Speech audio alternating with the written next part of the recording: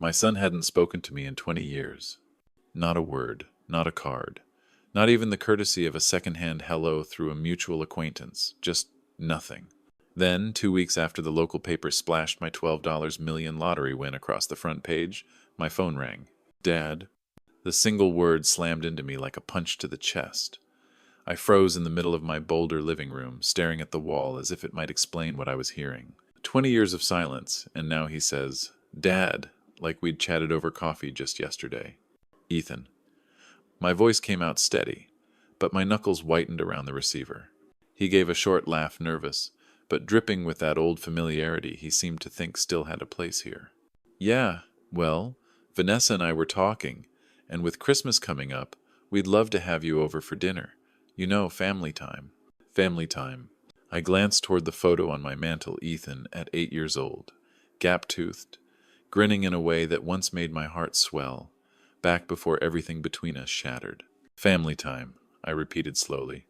Where was that for the last 20 Christmases? Dad, come on, he said, the edge in his voice betraying irritation rather than remorse. We just thought it'd be nice to reconnect. You're getting older. I'm getting older. And the timing? I cut in, my tone sharp. Has nothing to do with the Daily Camera article about my lottery win? There was a pause. A long, heavy pause that told me everything I needed to know. I let the silence hang before answering. I'll be there. That's great. Christmas Eve at 6. I'll text you the address. You do that. And Ethan? I paused, letting my voice drop into something colder, sharper. I have a surprise for you. What kind of surprise? You'll see. I hung up and stood there, staring out the window, a snow-blanketed boulder in white. My jaw clenched. Some surprises take time. 20 years, in my case. And I plan to make every single second of that wait worth it. If this story touched your heart, press 1 inch the comments. If you think it could have been handled differently, press 2. And I'd love to know, where in the world are you listening from? I set the phone back in its cradle, the click echoing louder than it should have. The silence that followed wasn't empty, it was heavy, charged. Outside, snow was sweeping over the Flatirons, whitening the jagged peaks under a steel-gray winter sky. Inside, my little kitchen felt warmer than usual, not from the heater, but from a spark I hadn't felt in years, a sharp, electric anticipation. Ethan's voice still clung to my ears like smoke I couldn't wave away. My son. My only son. The same one who'd turned his back on me 20 years ago without so much as a backward glance.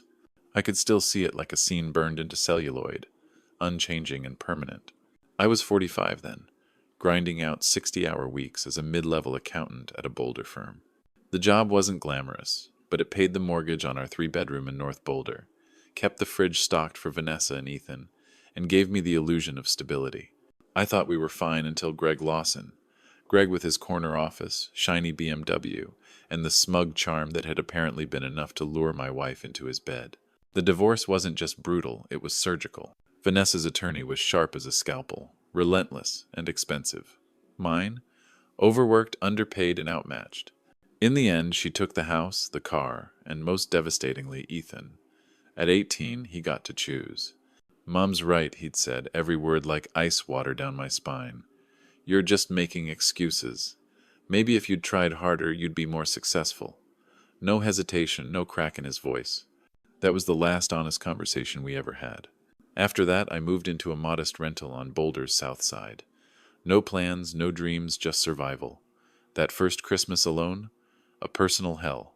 Sitting at this same kitchen table, staring at a phone that never rang. I sent cards, left messages, even drove to his college once.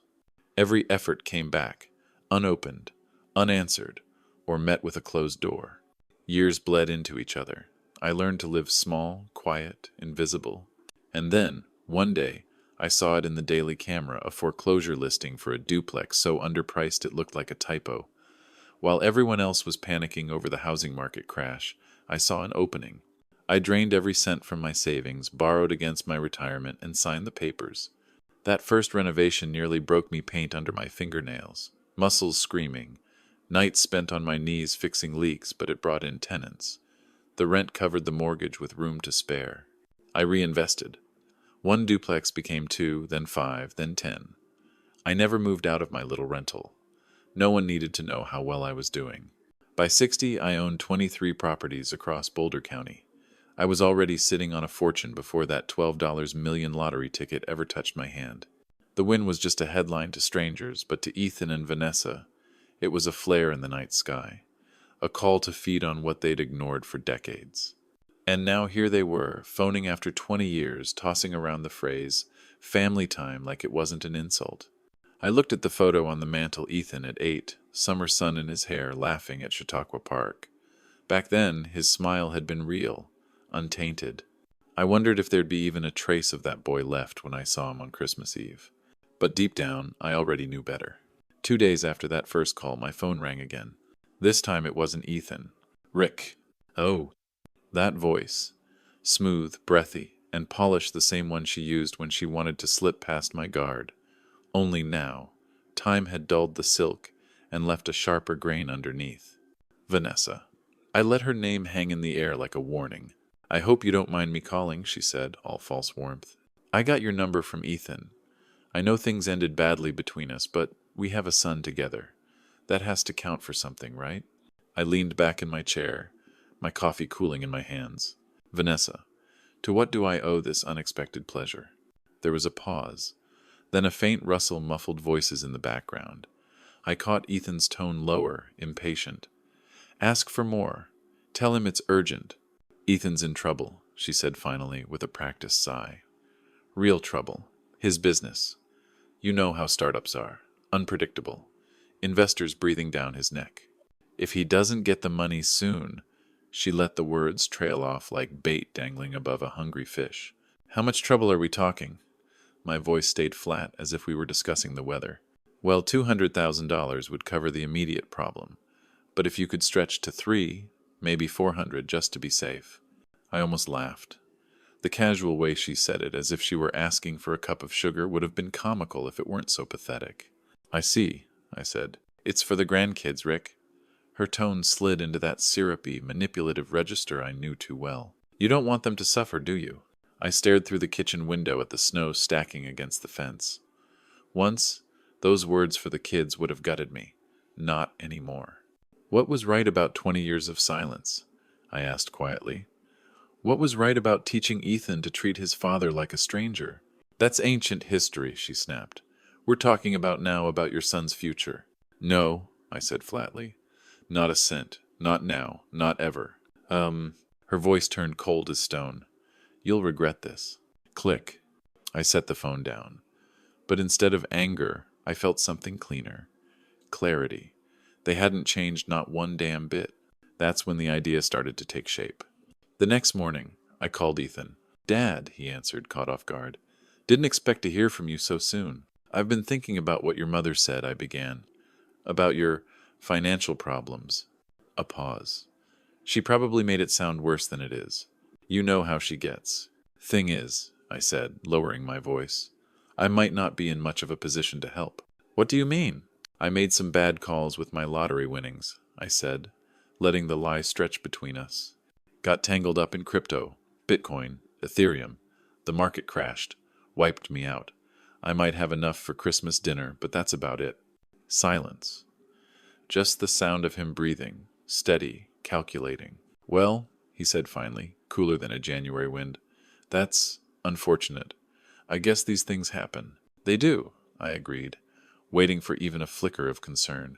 Instead, about Christmas. Maybe it's better if you don't come this year.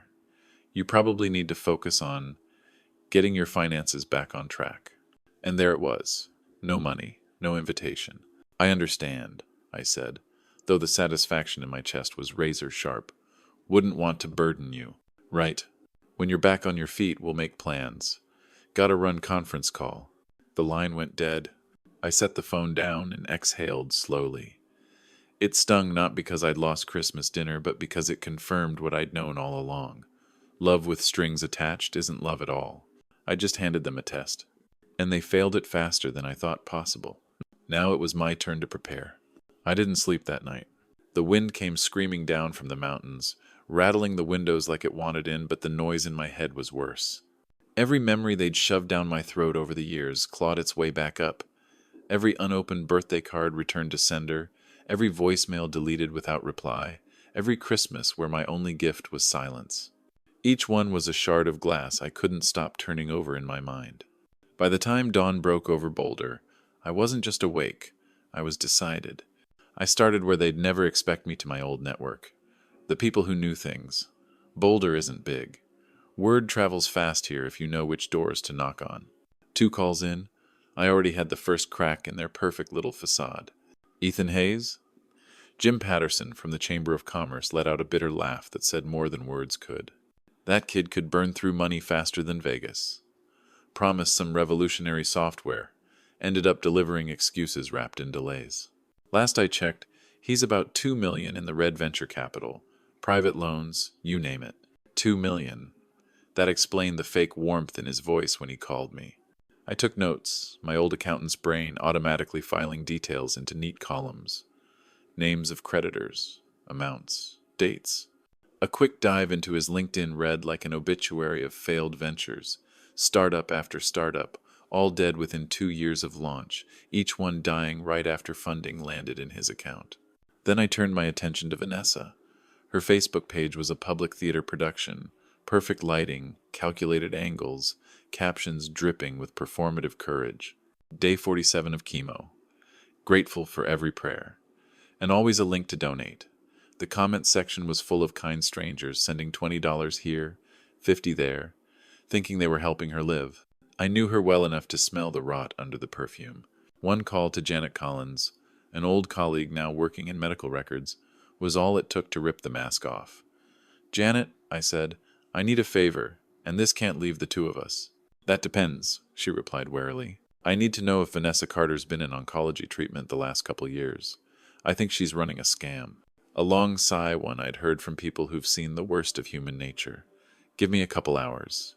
When she called back, there was no hesitation. "Rick, nothing. No chemo, no cancer treatments, not even a referral to oncology. Just annual checkups. She's as healthy as a horse." The confirmation didn't shock me. It just hardened something inside. This wasn't just greed anymore. It was con artistry built on other people's compassion. That night I started building my own file. Section 1. Ethan's debts, failed companies, and the paper trail to prove it. Section 2. Vanessa's fake illness, complete with screenshots of her posts and donation links matched against Ethan's spending sprees. Section 3. Every investor's name, number, and address I could dig up. It was more than a case file, it was an execution order. The plan sharpened in my head. Christmas Eve wasn't going to be a warm reunion. It would be the night I lit the fuse and watched their entire little empire collapse. The key would be timing it so perfectly that they wouldn't even smell the smoke until the fire was already under their feet. Outside, the snow kept falling soft and white over Boulder, hiding everything under a clean blanket. Inside, I felt the exact opposite, razor-edged, calculated, and ready. For 20 years, they thought they'd buried me. They were about to find out I'd been sharpening knives in the dark. The next morning, I brewed a fresh pot of coffee and sat at the kitchen table, my notes spread out before me like a general's war map.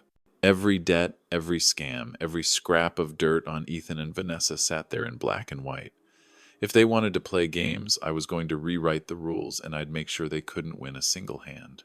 I started with the biggest fish, Mark Davidson, partner at a Denver venture capital firm. His name had popped up in my notes more than once, always connected to Ethan's unpaid debts.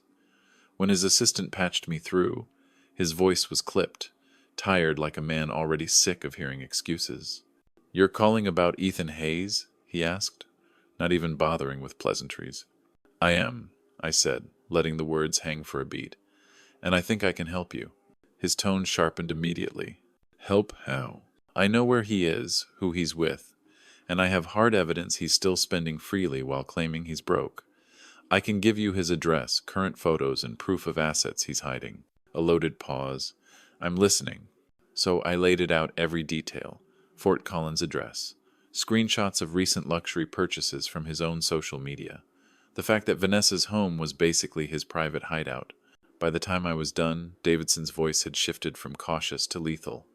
He thanked me, promised his legal team would move immediately, and told me to send every shred of evidence I had. After that, the calls came one after another. Helen Grant, a retired school principal who'd lost $50,000 to one of Ethan's doomed startups, didn't bother hiding her fury. That boy looked me straight in the eye and told me my money would triple. I want him in court. You might get that sooner than you think, I told her, my voice as even as ice. By noon, I'd spoken to 7 investors. By 2 o'clock, they'd scheduled a group call with their attorneys. A coordinated lawsuit was already in motion, asset freezes, restitution demands, even the possibility of criminal charges. But I wasn't stopping with legal blows. This needed to be public. I drafted an email to the Denver Post's investigative desk. Attached were screenshots of Vanessa's tear-stained chemo updates, alongside Janet Collins's official confirmation that she'd never set foot in oncology.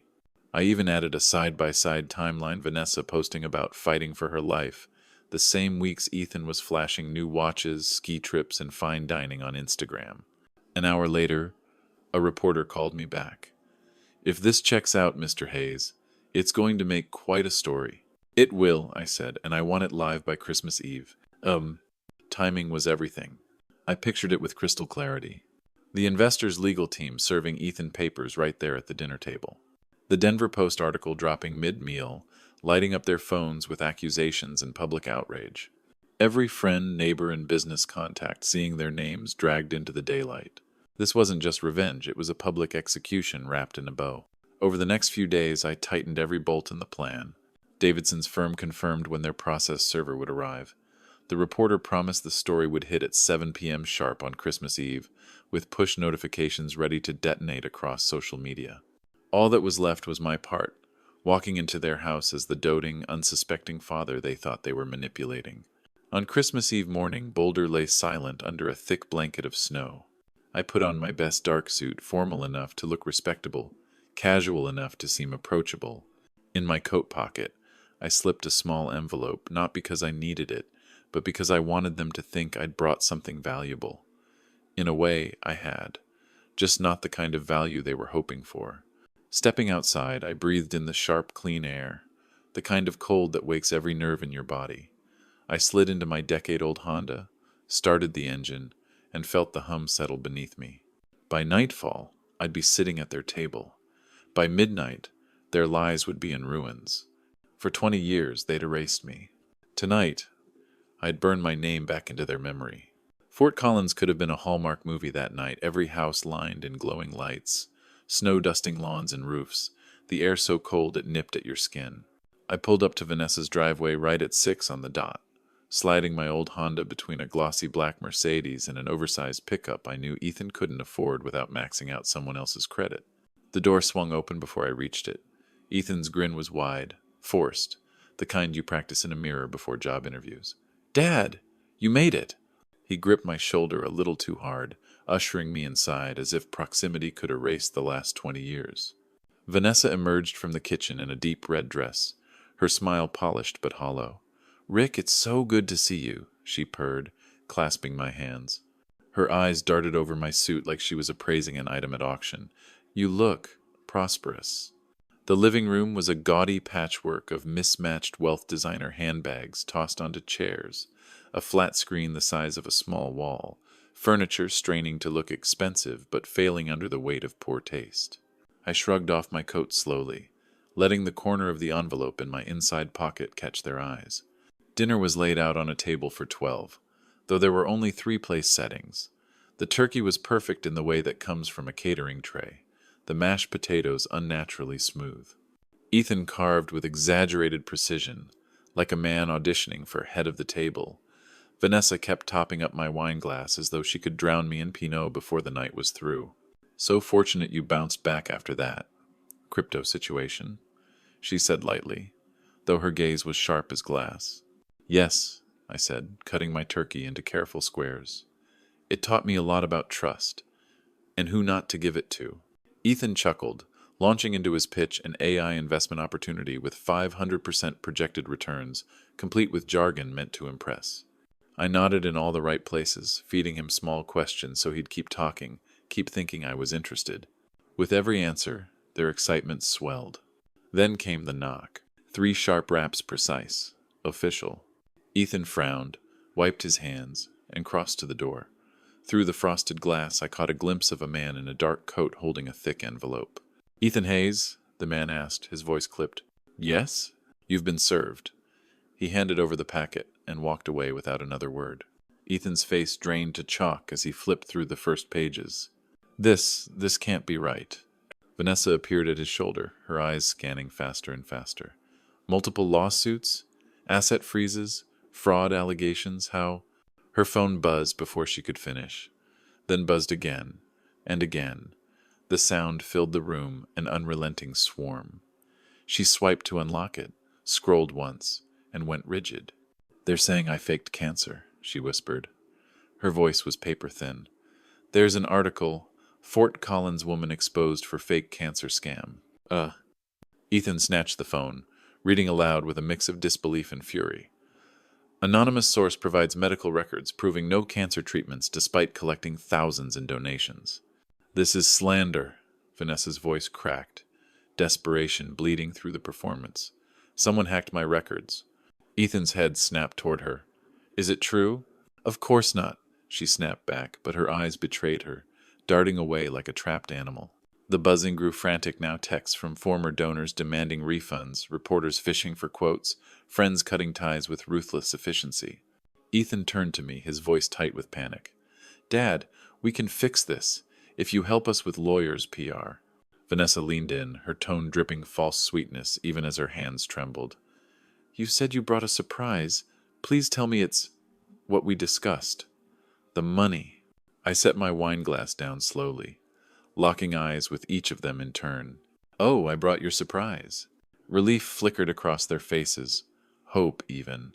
Then I smiled. "It's already been delivered." Confusion flickered, sharp and brief, before settling into dawning horror. Before they could speak, I reached for my coat. The trap had sprung, and there was no way out. Ethan's jaw clenched. "What do you mean, it's already been delivered?" I slid one arm into my coat sleeve, deliberately unhurried.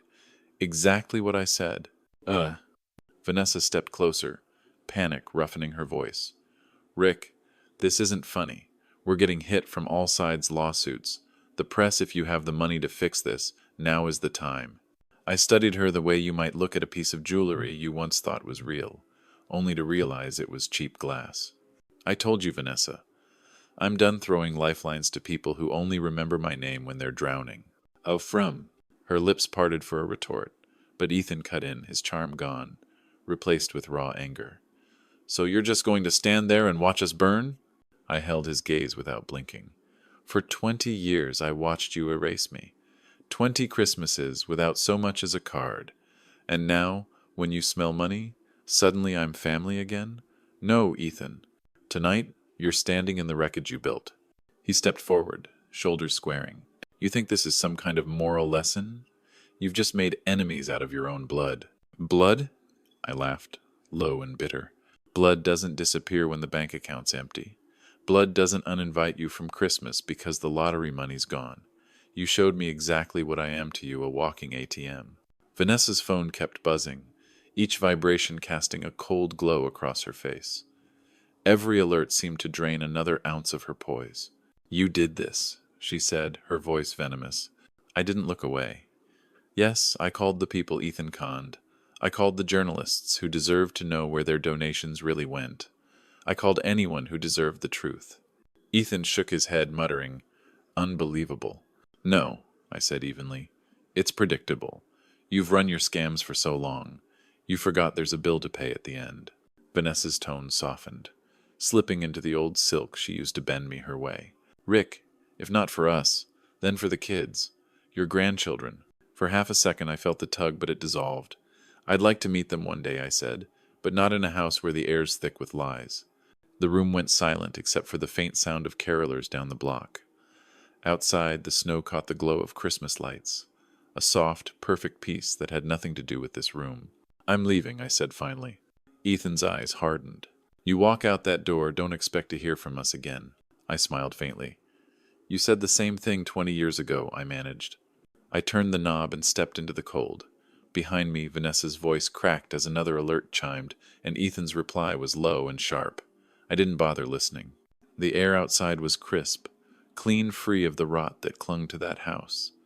My breath clouded as I walked down the shoveled path, each step lighter. I slid into my Honda and started the engine. In the rearview mirror, I saw Ethan framed in the window, rigid and small against the warm light behind him. For 20 years, I'd been the one left standing at the door. Tonight, he was. I eased onto the street, my tires marking fresh tracks in the snow. The glow of their porch lights faded, until their house was just another shadow in the distance. For 2 decades, they'd acted like I didn't exist. Tonight, they knew exactly who I was and why I was never coming back.